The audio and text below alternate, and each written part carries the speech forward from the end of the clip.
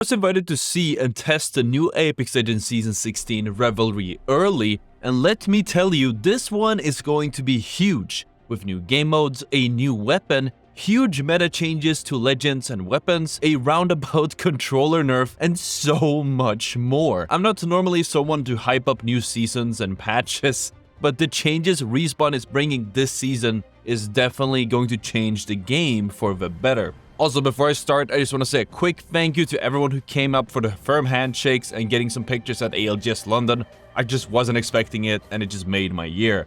And before anyone asks, yes, I did release a variant of this video a few days ago, but with much less information. This new video covers a lot of things that I hadn't mentioned earlier, and the reason we had to remove the previous video was because there was an issue with a non-disclosure agreement. I shouldn't have posted it that early, but rest assured, I don't have to delete this one while you're viewing it, and I can record it from my home setup so you guys have a better viewing experience. And I get to share my full thoughts on the patches after having some time to think about it. Now, there are lots of legend changes coming up, and we'll look at every individual legend in a little bit, but let's dive straight into the new legend classes. Respawn has reworked the Apex Legends classes from the old offensive, defensive, recon, and support to a completely new system. All of these coming with their own new passive abilities.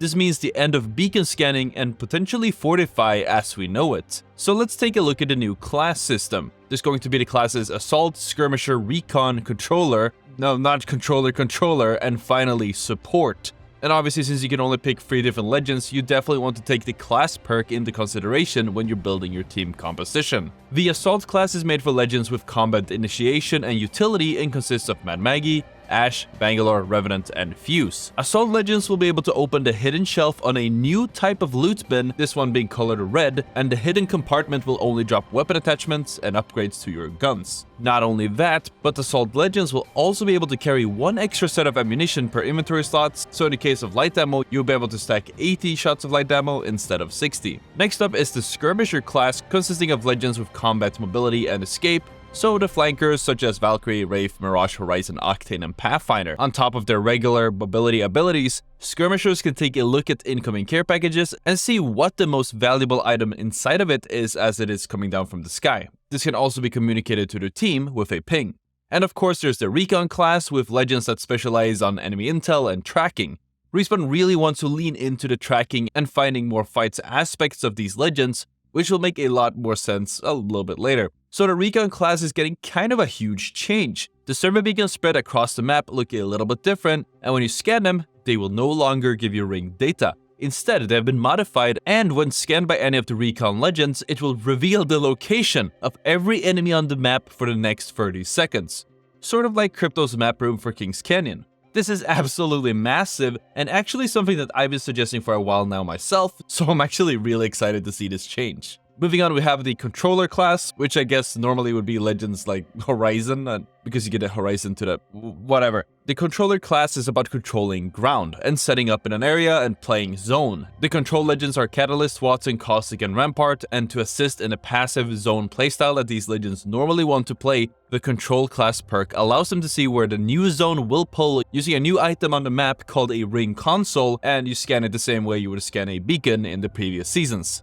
And finally, we have the Support legends. The typical legends that focus on team survival and supply. This class consists of Newcastle, Lifeline, Loba, and Gibraltar. Like previously accidentally reported to me in a short, all the Support legends will now have access to the blue supply bins that previously only were available to Lifeline.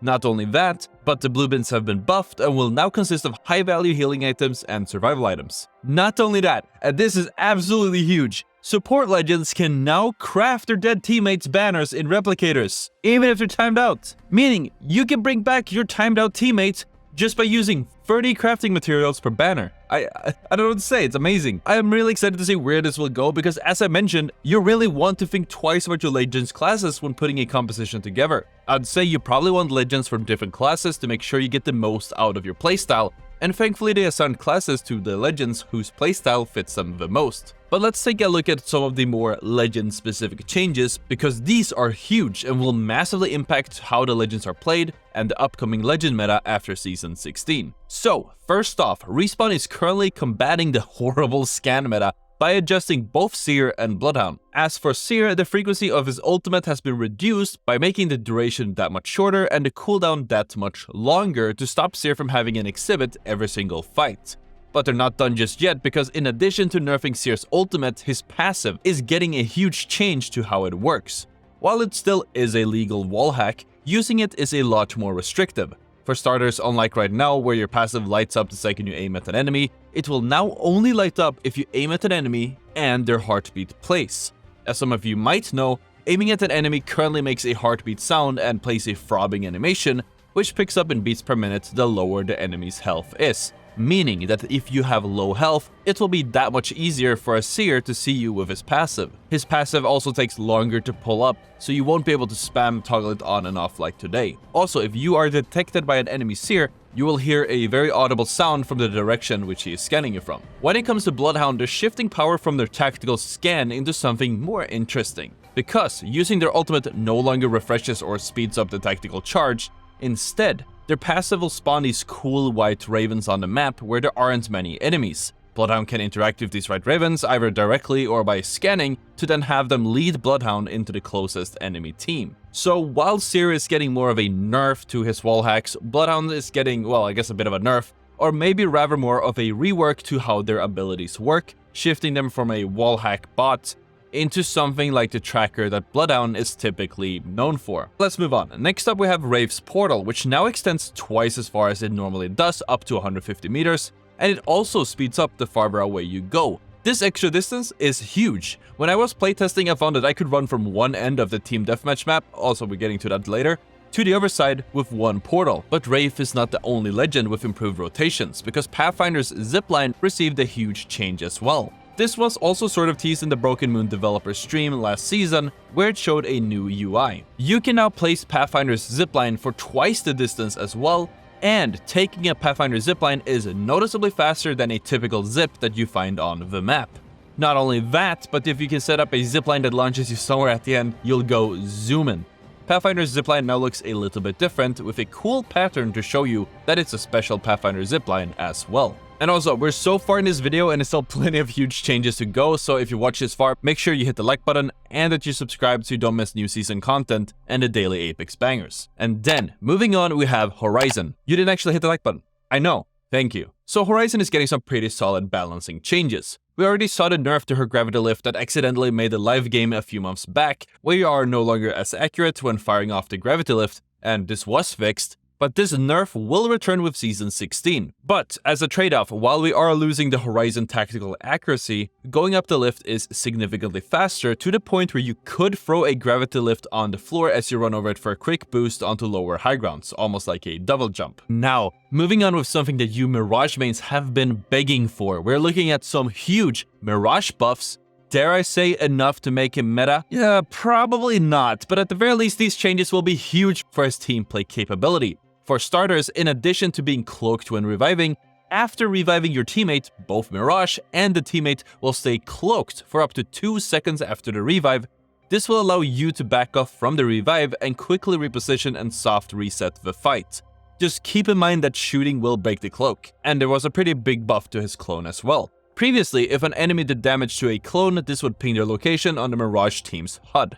But now, it will instead track the enemy's position for a short period of time. And on top of that, we're also seeing a few lifeline buffs. Now, obviously, these will go hand in hand with the changes to the support class, but in addition to that buff, the slow penalty from initiating a revive with the docked drone is now reduced, and as for ultimate, it can now be activated from farther away, and it drops to the ground much faster to stop you from being stuck in one position after using it. And honestly, these legend changes are huge. As I mentioned previously, these are things that I've wanted to see for the longest time, and things that I've seen suggested from many key figures in the community in the past. Lots of these changes also immediately address some concerns that I've mentioned about legends in previous videos, so I'm extra happy to see that Respawn and I are on the same page. But something some of you might not realize is that these changes, in a way, are a indirect nerf to controller. As some of you guys might know, controller players have been benefiting the most from the scan meta and abusing Horizon's gravity lift to get some insane beams. As I mentioned, these are now gone, and the following changes to the weapon meta furthers my suspicions. But more on that later, and let's continue with the new. Obviously, this is Apex Legends' 4th year, and this means that we're going to see a cool event to go with it. In the Apex Legends 4th anniversary event, there will be these huge, cool-looking balloons of the different Apex Legends characters in chibi form, as well as other cool-looking festive decorations across the maps. At the start of every match, there will be a group of jets flying across the sky with colorful smoke trails, sort of like an air show to hype up the game. The Mirage Voyage will make another return as you would expect from an anniversary event, this being Mirage's 3rd ship called Mirage Ottr, and this time also equipped with a funny looking golden mirage that the developers insisted on calling a Mermiage. But unlike previous patches, it won't just be available on one map, but instead it will be available on Stormpoint above Fish Farms, on Broken Moon in the crack above the Divide, and on World's Edge. Now, they didn't disclose where on World's Edge, but I would assume it's west of staging as usual. This is a limited time point of interest, meaning it will only stick around for the duration of Season 16. And oh man, I am so excited to be sharing this, as with the last anniversary update, we'll be getting another game mode, or actually maybe it's 2. Not only that, but both of these game modes have been suggested, no, begged for by a majority of the community for a while, myself included. So the first game mode is TDM. Some of you all might know it as Team Deathmatch. How it works is pretty self-explanatory. It's a classic 6v6 game mode where the first team to score 30 kills in one round, first to 2 rounds, wins the game. It takes a lot of systems from Control, with the same loadout system with a few rotating loadouts, where enemies will drop whatever gun that they were holding when dying if you want to switch up your loadout a bit. There are also random airdrops with either care package weapons or fully kitted golden variations of normal weapons. Because this is a Team Deathmatch, you'll obviously respawn, and you'll be able to play Team Deathmatch on Party Crasher, Habitat, and of course, Skulltown. You'll be able to play TDM for 3 weeks until the next game mode takes its place on March 7th. And that, my friends, is not a limited time mode. This is actually a new playlist called Mixtape, and is a permanent, rotating set of modes that you can play in whenever you want, allowing you to itch that craving for a quick, high-action game whenever. The Mixtape will rotate between Control, Team Deathmatch, and Gun Run on release. This, of course, comes with the removal of arenas, but good riddance. I don't think anyone even played it anymore. Really. Moving on, because Apex Legends has shut down, it seems that Respawn may have been taking some pages on their book on the way out. And I'm talking about the firing range, baby, because with this new season, we're getting the first out of many updates to the firing range. The firing range now comes equipped with a cool settings menu where you can turn on a set of pretty amazing features. For example, you'll be able to turn on infinite ammo, meaning you no longer need to keep picking up ammo just as you are honing your aim. And what is that about honing your aim? Respawn is also making a huge change to the dummies, where in the same menu, you'll be able to adjust how much shield they have, and of course, you can make them move. That's right, you can now make the dummies in the firing range start dodging your shots, and better yet, you can decide what speed you're going to be moving at to practice all possible scenarios. With this, you can also decide whether the dummies should be throwing crouching into their movement pattern, and you can decide whether they should be dodging in a set pattern or random intervals to really hone your aim. And not only that, but you'll also be able to change the speed of which the targets in the firing range now move at, the settings being crouch walk, run, and zipline. Once you start shooting dummies, there'll be a handy stat tracker at the top with useful data, such as how many shots you've made, your damage, headshots, dummy kills, and accuracy, so you can measure your own progress. And let's move on with new things, specifically the new weapon. The idea was to bring another assault rifle into the mix to compete with the R301 and the Flatline for attention, and with it being an energy weapon, it's gonna have some wacky quirks on its own. The Nemesis burst rifle is a 4-round burst assault rifle that deals a devastating amount of damage, and much like the other energy weapons, it charges up. As you continue firing, the rounds per minute increase as you build charge, and it absolutely shreds at its peak. A personal tip from me that I learned when playtesting is that when you fire a burst, this adds a little bit to a counter in the bottom right. This counter maxes out at 100, but what I noticed is that it doesn't reset immediately when you stop shooting. This means that theoretically you can shoot the ground or a wall behind cover to build up some charge, and then peek your enemy when you're at max RPM to burst them down real quick. Since the Nemesis is an energy weapon, it has pretty fast bullet speed and a near non-existent bullet drop.